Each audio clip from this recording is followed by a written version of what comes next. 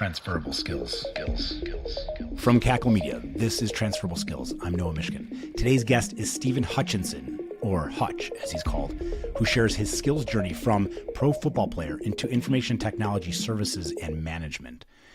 He's a giant amongst men, and while he claims to not be that tall, if his character, generosity, and sensitivity said anything, then it's that he's got a gigantic heart. So I hope you enjoy this wonderful conversation with Stephen. Stephen, it's great to have you here on the show. You started your career as a professional athlete. Was that obvious? I'm a Gen X kid, born and bred from London, England, Northwest, proud as hell. And I went to a school in Northwest London, having an interest in electronics, in game consoles, computers. And that time in schools, IT was new. Some people embraced it, some people didn't. So that's something that I had a keen interest in. But at the same time, I played for the soccer team, I played for the rugby team, I played the basketball team, I ran track. And a lot, I have to say, a lot of brothers that I rolled with, we all pretty much did the same things. I want to be clear, I wasn't the fastest, I wasn't the strongest, but I was consistent with what I was trying to achieve. And I did this across two schools. So to answer to your question, I didn't see the pathway that I was going down. School in the UK does not have that, how can I say, that sporting network and infrastructure like how the US does, like how Canada does, especially in Gen X back them times. No, it was purely academics, and sports was a second or third down the line. Me coming from a West Indian background as well, in a family where it's very disciplined. My father was a disciplinarian. I think I got some of one or two of my skills and traits from him. It's definitely discipline. My father always used to say, studies first, and that's it. And we don't want these schools exploiting you young kids. So my parents didn't have the vision, more my father and my mother didn't have the vision of that. So it was purely us taking that path down the academic route. And I did not see what was coming. And if I was 16 at the time, 15, 16 at the time, and I was getting to that point in my career, in my junior career, which I thought I was coming to be a man at age 18. But when I was 16, I was kind of lost in a way, because even though I had that flavor in my mouth for technology and IT and stuff, I did not know how I was going to get there. I didn't know how I was going to jump to the next step. So how did I get myself into this sport that is not a national sport, doesn't come close to soccer, rugby, or cricket in this country, athletics? It was my best friend, 5'4", 100 pounds, fully wet, in kit, right? A man named Simon Paris, a real close friend of mine. Up until today, we've had our relationship tight for 40 years. And he played flag American football. And he goes, Hutch, so Stephen Hutchinson, AKA Hutch is my name in the football field. He goes, Hutch, then I want to be playing American football, man. I'm tearing it up. I'm not Simon, man. You're like 5'4". How are you going to do this? So I went down to the field, and lo and behold, my man was absolutely tearing up. They couldn't catch him, couldn't tackle him. And I said, yeah, I want some of this, man. I really want some of this. And I fell into it like that evening when I went home on Channel 4. At the time, there was only 5 terrestrial channels in the UK. You had BBC One, BBC Two, ITV, Channel 4, Channel 5. Channel 4 was the only station that broadcasted American football. And at 7 o'clock in the evening, now I was just having my dinner and I saw this sport come up. I thought, what is this? And it was American football. And I saw this guy running the rock, and he was running the rock. Oh, he was smooth. He was smooth. And his kit was blue and yellow. I'll never forget it. And it had horns on it, man. And he wore number 29. Now, you know who I'm talking about, right? Eric Dickerson, LA Rams at the time, right? Yeah. And I saw this guy running the rock, and I said, oh my days. Yeah. I want to be him. I don't know how I'm going to do it, but I want to be him. And that is where it really started from. That's incredible. Your father, a strong disciplinarian and somebody who was trying to instill the sense of responsibility into you, focusing academics first, studies first. But also, was there room for the pursuit of athletics and competitive sports so long as you were also being responsible academically? Was there still the support for that at home too? I'd have to say no, because I didn't get the support. I didn't get the family support like how you would do if you was a student in the States that was at a high school and an outstanding athlete. The family support, the neighborhood support to that school, it's a completely different makeup in the UK. Is that different because of just the family dynamic that you were raised in, or do you think that is systemic throughout UK? Most families are just wired that way differently than here. I'm curious, like, how much of that played into from your family dynamics versus just the environment of where you grew up. I have to say the second, definitely. I have to say at that time, living in the West Indian community, a tight West Indian community in Northwest London, our parents always instilled education. Anything else is zero. So is the thought that if you spend any time on other things like athletics, then that's just time you could have been spending on academics? It's just time waste. It was just time wasted. Yeah. You know, what didn't help, and my sister's going to kill me for this. My sister, she's 2 or 3 years older than me. She's an absolute A-grade student. A-grade student. And she's absolutely been pivotal in my life back then when in my academic career. So, see, me following her footsteps from the academia perspective was a tough thing to do. Big shoes to fill. Oh, yeah. Yeah. Love her to bits. But yes. Yeah. And the thing about it is she did athletics too, but she faded away and she just stuck with her academics and she got to where she got to. But I didn't have that support from my father. And my mother loved sports, but again, they were both kind of like singing from the same hymn sheet. Yeah. Yeah. A lot of people, there's tradition, being conservative and thinking about what are realistic options that will support your family in the future. I think our job as adults, whether you're a parent or a mentor, a boss, is that we want to do our best to try to guide that next generation. You're being told, let's just think about what's going to provide the most security for you and opportunity for you in the future. It's, you know, the dreamers out there, the artists, they battle those same conversations growing up. It probably doesn't matter where you're raised for that kind of thing. For the art, the musician, the painter, the sculptor, somebody who is driven passionately for something inside, it's not a clear career path that has security.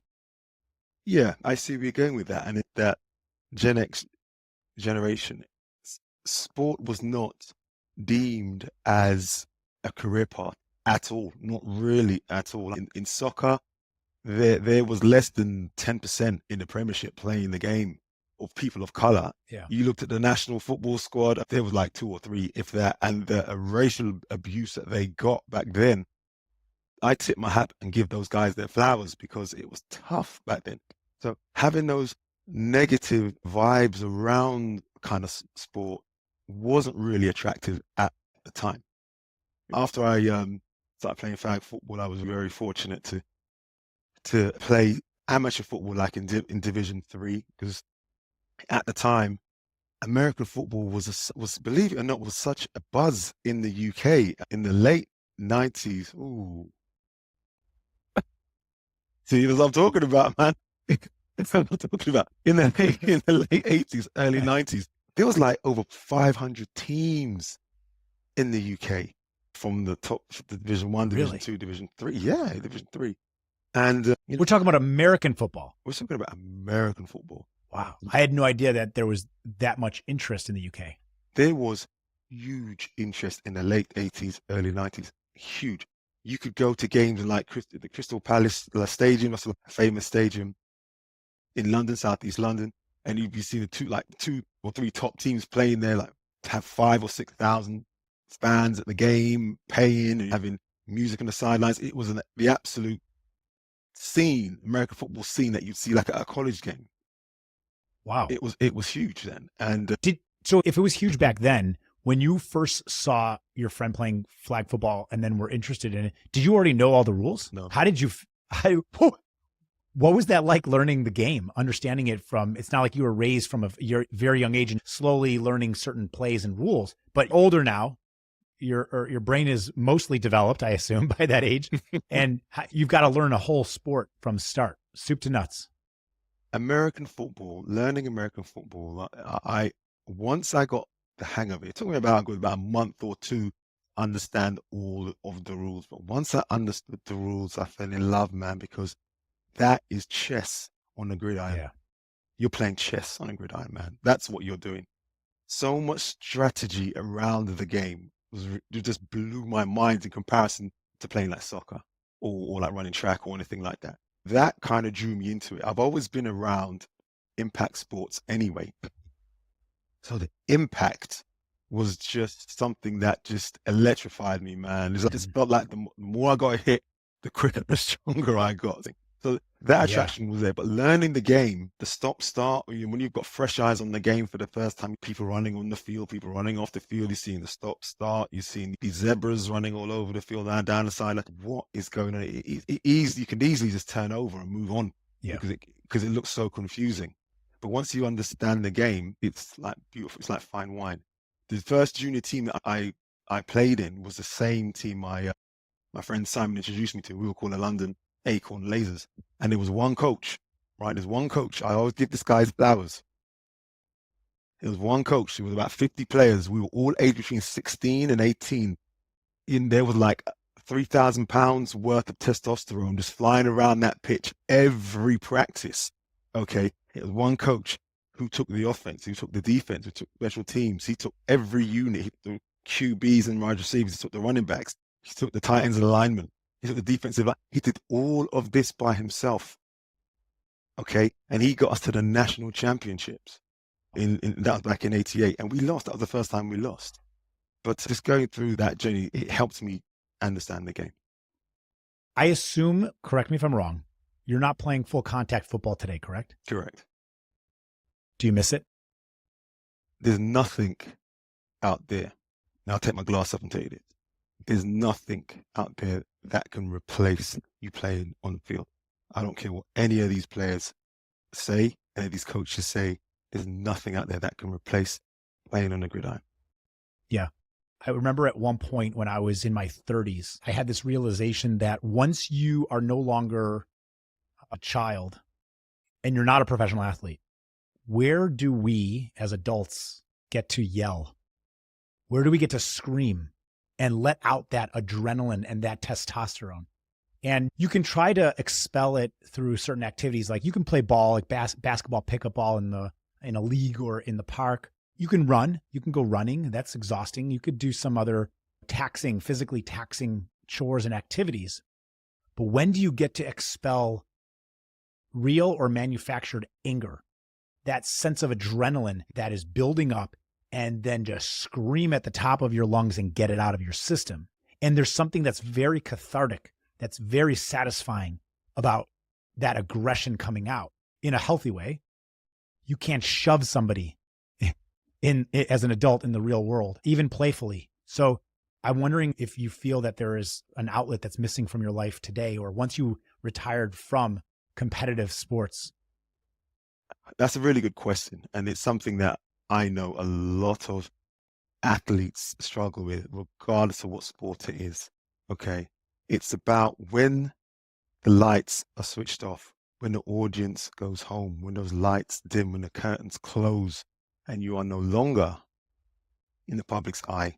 That is like night and day. And I was very fortunate enough to play in NFL Europe for 5 years. I didn't play in the NFL in the US. I still went through some of that myself. And it's about, what am I going to find to fill that void of playing the sport? You are like on a conveyor belt of disciplined things that you do day in, day out for years. And you have, to an extent, you have people telling you where to go and what time to be there. And going from that to it not being there and having to fend for yourself in the big wide world, in industry, in environments, can be scary for people that aren't ready for that. yeah, that aren't ready for that at all. I was very fortunate because, yes, I did graduate. Yes, I did go through university. Yes, I did graduate with a degree. I was very fortunate. I didn't realize how it helped me 10 years, 15 years later, because I graduated whilst I was playing football. But that void that you're talking about trying to fill is such a huge gap if you don't have those advisors around you to show you how to take that next step. Yeah, there's many people that I know in soccer that have, and it's just as cutthroat as it is in the NFL, that you play football for all your life, you get to an academy and a premiership team, and you play till you're 16, hoping to sign that big deal for when you're 16 to get onto the senior team, and you get cut. And it's okay, where do I go from here, sort of thing. Okay, I'll play semi-pro football. Okay, I'll play semi-pro football and I'll go and get a job in the big wide world. Okay, what do my academics look like? They better look good, because if they don't, you're going to struggle getting a role, getting a job. Does it help with regards to who you know? Sometimes not about what you know. Hell yeah, it does. It does. It's about networking and building up your network, and it's about who you know. That really helps. But just winding my neck back into part of your question, you have to find a void. That bit about you gave that example of that non-athlete that has all this testosterone and needs to get it out, because we're all human. We need to have these outlets.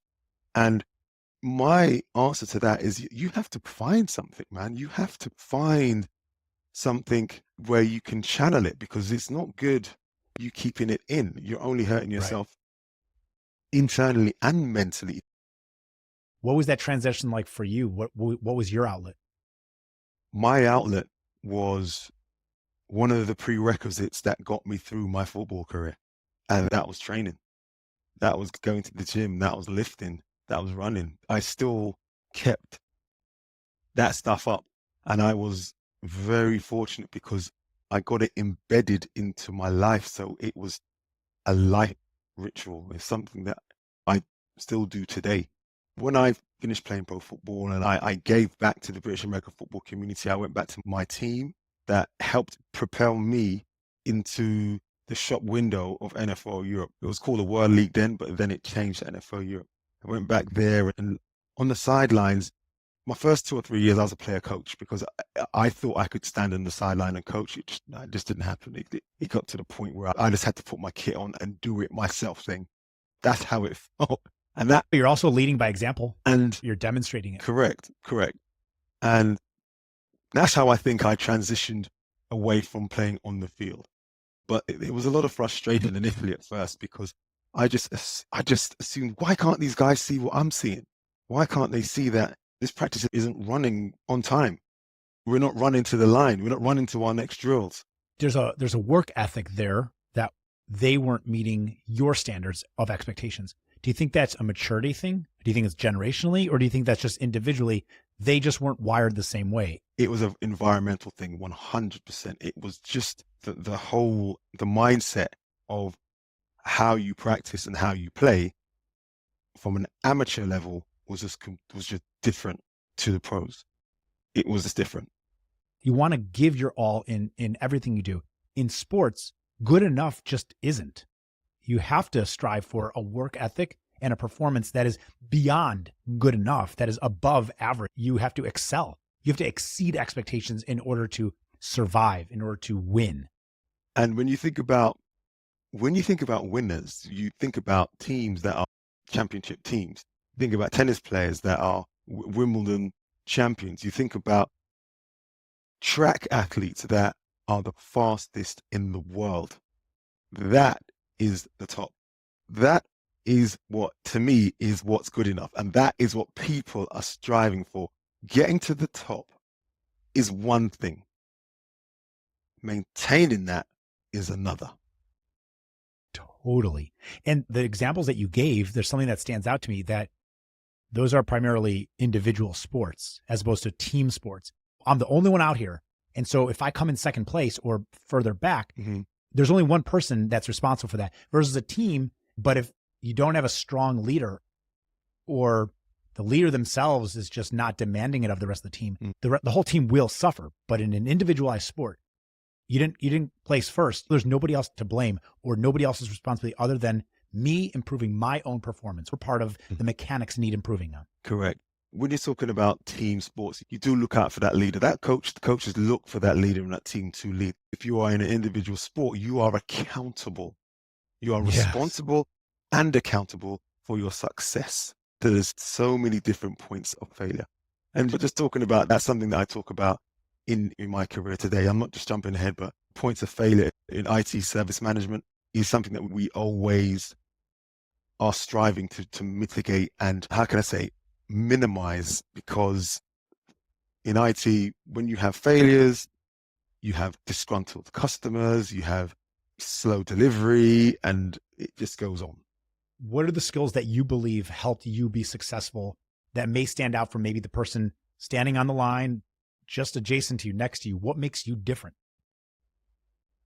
It has to be my discipline. The first thing that comes to mind was how disciplined I was, how consistent I had to be against my counterparts. Now, I want you to look at this picture, okay? I'm a guy that played in the UK and was fortunate enough to play in NFL Europe. Didn't go down the collegiate route, didn't go to a Power 4, Power 5 school, didn't go to a high school, didn't really play in any football camps. I just signed and I got into NFL Europe, just really summarizing now. And I remember when I first got to changing rooms and I got kitted out, I was like, wow, man, everything is fits so perfect. There's guys there that are fitting out my shoulder pads and they're putting my helmet on and they're pumping it up for me. This was like heaven, man. It was absolutely beautiful. And I remember I was on the bench and one of the physios came to take my ankles and he goes, what do you want? I had no clue what he was talking about. He goes, do you want socks? Do you want half? Do you want full? What do you want? And I said to him, I had to be candid. I said, look, I have no idea what you're talking about. Players started laughing at me. And so he goes, all right, Hutch, I'm going to hook you up. So he hooked me up. Got onto the sidelines now. And what I saw on the sidelines, at first, it shook me, man. I was shook because I've never been around so many athletes, so big, quick. The QB was 6'5". There's 3 QBs. The shortest one was 6'2". The tallest one was 6'5". Brad Johnson, who later went on to win the Super Bowl for the Tampa Bay Buccaneers. And you had the offensive linemen. Those guys were like 280, 300 plus, 6'3" to 6'6". These units, which were just huge. I'm used to being on a team where I'm like one of the tallest. I was one of the shortest on the field. Yeah. So what differentiated me from that? It was confidence. That was the first thing. It was confidence. Okay. Were you intimidated when you were on the sidelines there? Those first few times? When I first walked out onto that pitch, yeah. Because there were guys that I saw on this team that I was watching 6 months ago. Or there's a couple of other players on this field which had just come out of college and got drafted by an NFL team, and then they were sent to NFL Europe. So that side of it was like, wow, this is huge. I felt like, let me get my pen and paper out and get some autographs. Oh my God, yeah. Yeah, that's how it felt. There was 9 running backs, right? Because I was a running back. There was 9 running backs on the depth chart. I was number 9. Yeah. Okay. Yeah, but you know what though? You made it. It's like what people say. What do you call the person who graduated bottom of their class from medical school? Doctor. Yes. It's the same thing. You're a doctor. Same thing for you. You're a running back. You made the team. Yeah. You made it. And you made it through hard work and work ethic and grit. You're right there, right next to those people you saw on the telly before. You saw them drafted. You were watching them, and now you're one of them. I was hungry. I think I was so hungry to succeed in that space. Okay. I think that's what differentiated me from my peers in that running back group. I was hungry to learn. I was hungry to do the reps, run the hills, do the scout team, pick it up as quickly as possible, because this was a dream that I had to fulfill. And also there was pressure as well for me to succeed from where I was coming from. Because from where I was coming from, everyone thought, yeah, Hutch is going to be this star. He's going to flourish. He's going to he's going to deliver service like how he was doing in the UK and in Europe. Yeah. No, bruh. I was a big, I'd like to say this, I was a big fish in a small pond in Europe. When I came to NFL Europe, I was like a tadpole in an ocean. That's what it felt like. Yeah. And these people, all your teammates who you had known about, heard about, that made the team, they had already proven themselves. They had proven themselves through, like you said, high school, university, draft. But this is not something that you had background in, and you're signed, you walk on. Who are you proving this to? You're there to prove something, but to whom? First and foremost, it's to prove it to myself that I can do this. Yeah, I can do this. I've got the wheels. I'm strong enough. I'm quick enough. I've done the measurables. I've passed the test. I just now need to mentally get the playbook in my head, drop my shoulders, relax, and start getting it done. And that took about a good 2 to 3 weeks. It took about 3 to 4 days to get up to speed with how quickly those guys practiced, being in specific places on the field at specific times. It was very disciplined, and I loved it. I loved it. Your father watching you? No, at this time, no, he was following me, but he wasn't watching me. He was very proud. At this point in my life, though, I have to say, he was very proud of my achievements, because at that time, I'd graduated and I was playing professional American football. So he was proud of me, and he told me that. You satisfied his expectations and your own. Yes, I did. When I left school, I didn't do very well academically at all. And he ripped to me a new one. I used to get hit when I was a kid. It was just, that's how it was. It's just as simple as that. I'm nothing to hide. I've got no animosity about it. I'm cool with it. But that's how it was back in the day.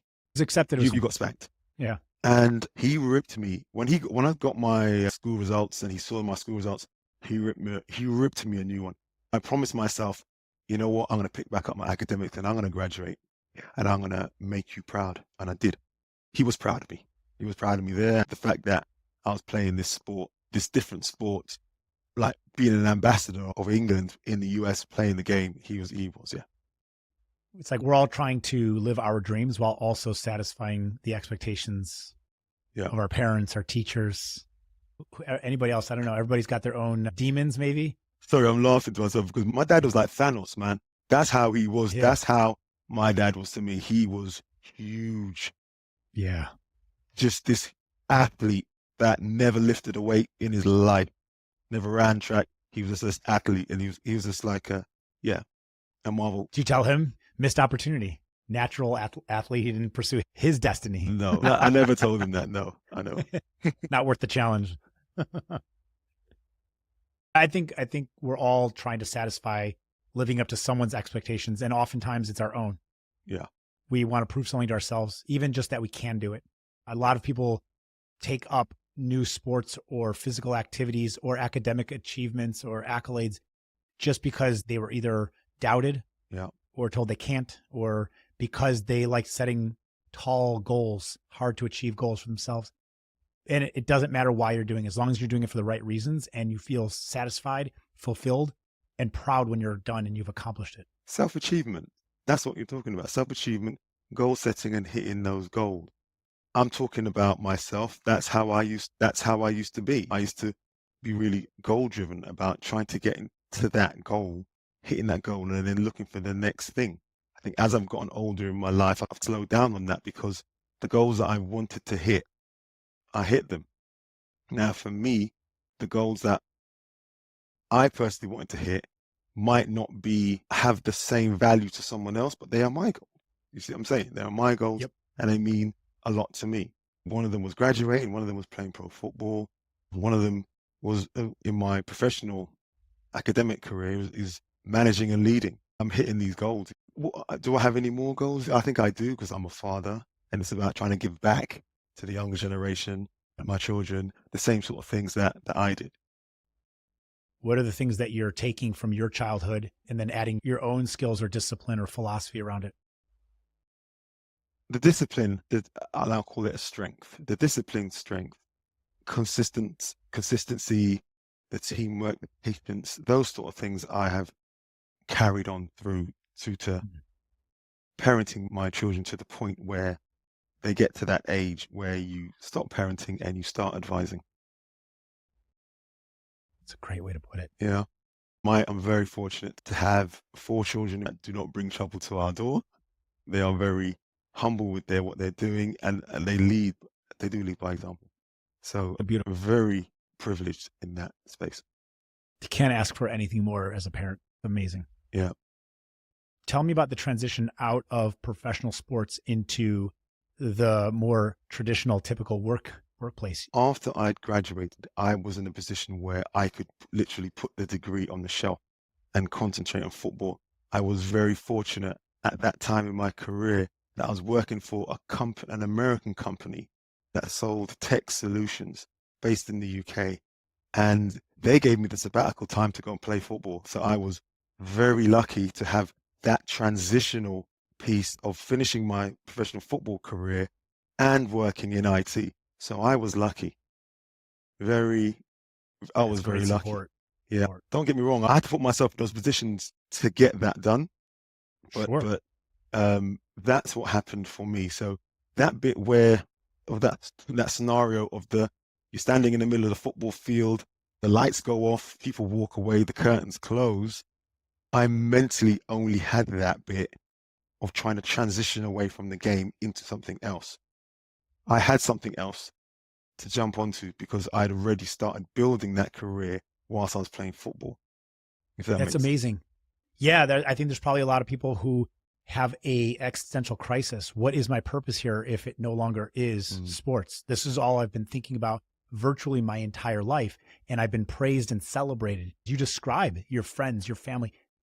They saw you as an obvious athlete, that this is who you are. But then you graduate and you're on the sidelines with the pros, and you're just like everyone else, and you're just getting started too. The same thing happens in academics too, where students going through primary school, through high school, who are gifted, highly intelligent. Maybe it comes naturally. Maybe there's a combination of intelligence and work ethic too. And they're praised for their intellect and their grades. And they're always confirmed and reassured that they will go to the best schools. And they are so smart. They're constantly told that. And then they get to that premier school and everyone is at least as smart as them. And they're no longer special in that way. They're no longer unique. Yep. And it's got to be humbling. It is humbling. Yeah, I've been through that side of things. Yeah, especially like I said, when I first stepped out onto the field. And there was a humbling part of that too when I first got my first IT role as I was a bench engineer working for an Apple Solutions service provider. And it was like, okay, I've got this degree here and it does not correlate at all to this role because the thing that I studied for isn't in this job that I'm doing. Do I have the common sense, the aptitude? Can I pick this up? Yes, I can. But I think one of the main big differences is when I was an athlete, the things that I practiced over and over again, repetitively, I did those things on the field. Academically in school, in university, the things that I was taught over and over again to pass these exams, to do the electronics, to do the math, to do the business study, to go and do this job, half of it didn't, 20% correlated. That was it. Yeah. A lot of people talk about this all the time going through school, and there's the practical application of what you learned. And oftentimes they're setting you up for, here's a general understanding of the skills you will need, disciplines, the subject matter, but you get into the real world and there's a big difference. A lot of times you get into those jobs and this isn't at all what I thought it was. And you are someone that knows how to pivot. He knows how to train for the job you have, not the one you thought you were going to be getting. There's a difference, right? In sports, you're training for the actual literal practical application of this. Yep. We're running this route, and you literally do that. You have to be able to, if an audible is called, you have to know the playbook, but you also have to know how to read an option. And in the real world, that's somewhat similar. You have to be able to react to the changes in the organization that come fairly frequently. And looking at it from the other way as well, in my role, I put on the hiring manager hat. and I sift through CVs and I interview people and I look at what's on their CV and I have to work out, can this person pick up this role within 3 to 6 months from what they've put down on paper? And then they come in an interview and they do their sales pitch and I ask them their question. And I have to make a decision from maybe a two-pronged approach, maybe three-step interview process. Is this person going to fit the role for one of my jobs in my team? When you see somebody going through a combine or a walk-on draft or training, or somebody's walking onto a field and you're literally evaluating their athleticism, there are objective measures, there are metrics there. What's your process for looking at a CV and being able to discern the ones that look more appetizing than others, if not just for the background experience? Are there other ways that you can look at a CV and qualify a candidate for the not so obvious data? By looking at ones and zeros and an alphabet on a white sheet with black ink, it is tough. You unfortunately have to use that template of the layout, the experience on the paper. Does it line up? Yeah, with regards to what they're saying. How tuned is the CV to the role that I'm offering you? And I take out the bits that tell me that this person has actually spent the time and looked at looked at the job description and tried to mirror it onto the bit of paper that I'm looking at or online. And do you like to see that? Do you like when somebody is taking the extra effort of course to curate it towards the job description? Yes. Or do you see that as they're pandering to you? 100%, because what it tells me is that they've actually taken the time. They've Yeah. taken the time to look at the JD, look at the CV, and try and tailor it to get in front of me. Because once they get in front, they've taken those extra steps. Yes, because once they get in front of me, I'll be able to work out within the first 5 to 10 minutes if this person is anything close to what's on paper. And there is another point on the prerequisite part of this process is a football analogy. How hungry are you? If that applicant is reaching out to me on email, that applicant is trying to call me on my office phone, in parallel, asking the questions, have you received my CV? All those pieces do make a difference into me wanting to have that person in front of me to evaluate them to see if they are strong enough to do the role. Yeah, I like that a lot when somebody has demonstrated that they want it, that they're for it. And they're not just passively waiting for you to follow up with them, or they're just not, it's not that they're just applying because they saw the position and maybe they get an offer or maybe not, but they'll roll the dice and see. But if they're following up, it means that they are serious and they're interested, because you want someone that's as interested in the job as you are in the right person for that role. There's a bit of persistency in them trying to get in front of you. And that shows me there's a bit of fire, there's a bit of hunger. They want to get in front of me because they want this job. You're in a leadership role now, hiring, but managing teams and individuals. How did you gain your philosophy around leadership? I stumbled across it, Noah, to be honest. And it took me, so I've been into ITSM for the last 12, 15 years, IT service management. Prior to that, I was an SME, I was technical. And I think once I started the management side of things, that's when I started to correlate. Some of this stuff is the same type of stuff, but in a different way with regards to American football, with regards to me having to be patient, having to be disciplined, having to be consistent, the teamwork, the camaraderie, the network building, the relationships, all these things constitute to leading. Okay. And like I said, I stumbled on it about 10 years ago and I leaned into it, and it really helped me understand the landscape of what I was doing, because it's like a game.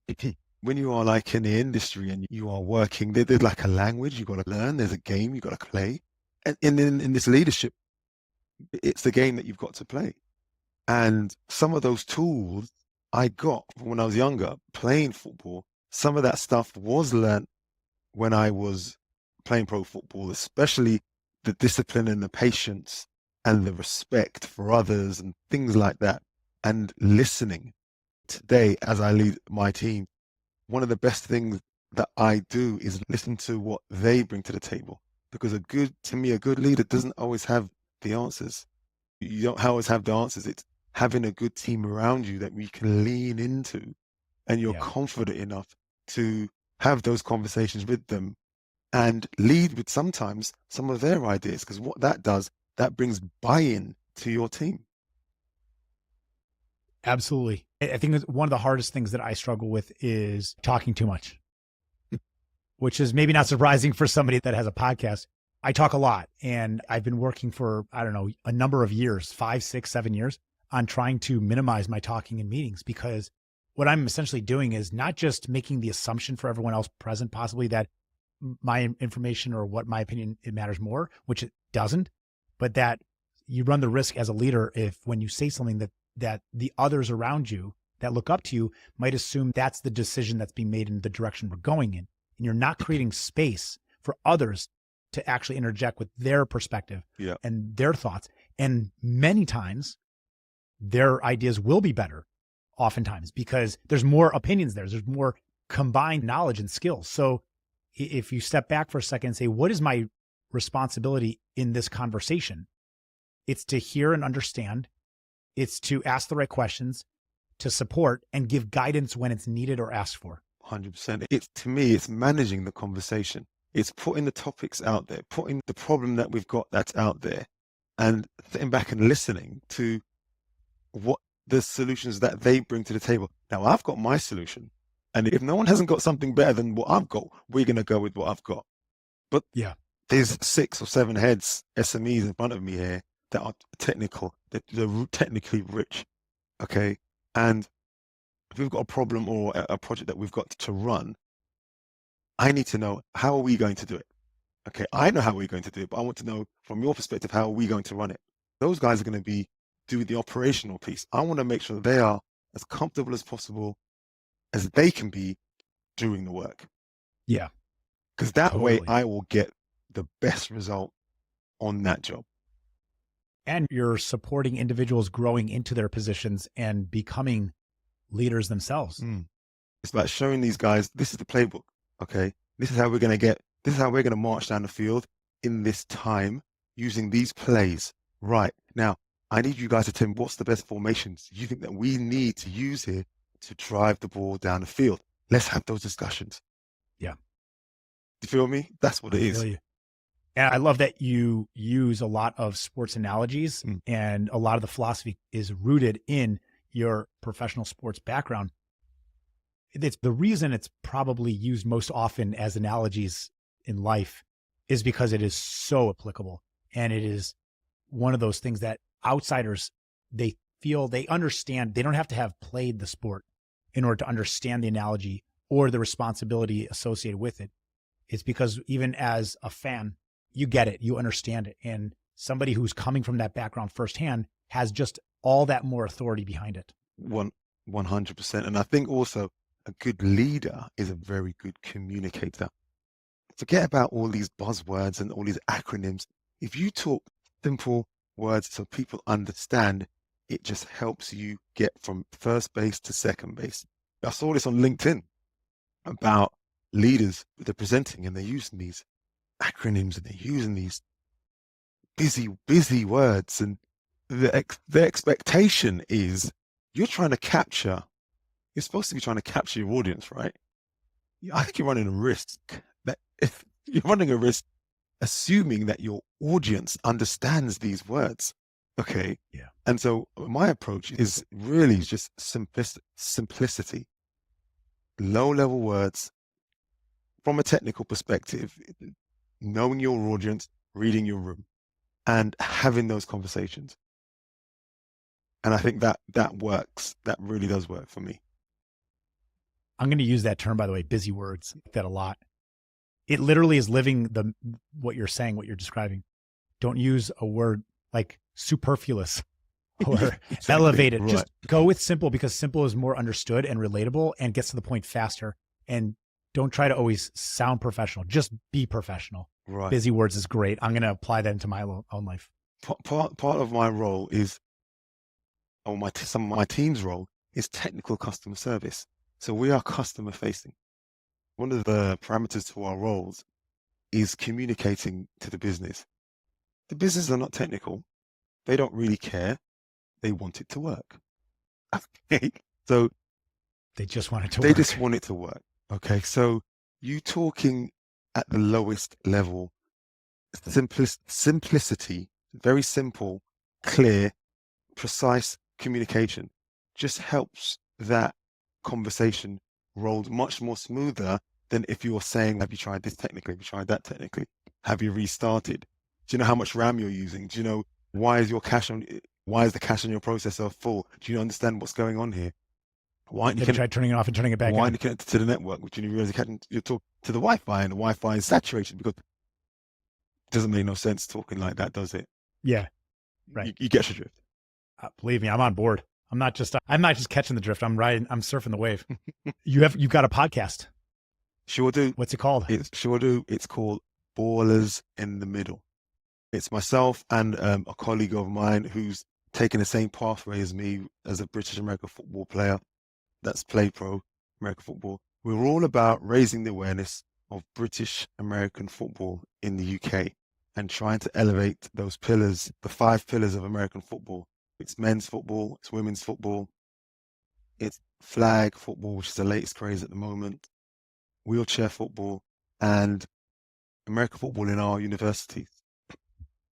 And it's really just about raising the awareness about that. We've been told that there's just over 8 million people across England, not the UK, England, that have touched or embraced something around American football. Those statistics come from the NFL, okay? And we want to tap into that to raise the awareness of the grassroots community amateur football so people can tap into that and go to their local communities and support the teams. Because in my opinion, the British American Football Association, I don't feel they're doing a good enough job to promote British American football. So this is something that we feel that we want to try and do to give people a platform to speak, to talk, for us to shine a light on what's going on in England and in the UK. And just trying to raise that awareness. Yeah, they're just scratching the surface. In some ways, it's similar to how soccer is the #1 sport in the world. In fact, if there's no better example of stubborn Americanism, it's that everyone calls it football and we call it soccer. I'm aware of that. I'm not naive. In the way that the US has started in the last 20 years embracing more worldwide soccer here, and the fandom is building. Yeah. It's slow, but it's building. The same thing with NFL. I like that they do 1 or 2 games a season now in London. I think that's a great exposure opportunity. And the way that you're describing the huge following that just England are fans of American football, scratching the surface, such an opportunity to expand and to manage it better and promote it better and to give an opportunity to so many fans to now maybe even play it. Yeah. The NFL, don't get this twisted now. The NFL have been trying for years to get the marketing right. And in my opinion, they got the marketing right in 2007. Prior to that, they used to do American Bowl games in London. So every year you'd have exhibition games in London. You'd have them in Tokyo. You'd have them in Brazil. You'd have them, but it never really picked up as such. But I think at the ending of NFL Europe, because NFL Europe ceased in 2007, that's when the NFL's thought about, right, we need a substitute. What's the substitute going to be? So they put their feelers out by saying, we'll play a regular season game in London. And we thought, that's crazy. How's that going to happen? How's that going to work? From 2007 to date, it's completely sold out. 85,000, 80,000 every game. Ball is in the middle. I'm going to link it below. Also the YouTube where you can see. I love visual podcasts. I'm a big fan of that. Also your Insta account. Love the content that you're putting out there. Love the conversations. I think everybody should go check it out. This has been a enriching, fulfilling, and extremely exciting conversation for me. And I just want to say, Stephen, thank you so much for being here, for sharing your journey with us, with me, with our audience, and being part of this community. No, thank you. Thank you for reaching out, because you were the catalyst around this. You reached out to me. I would have never have known that this platform existed, and it's an absolute unique platform. So kudos to you, man. I give my flowers to you. Thank you. That means a lot. I want to thank Stephen for being our guest today, and to all you for listening and joining us on this episode here. Remember, the skills you've gained can take you anywhere. Until next time, keep exploring those transferable skills.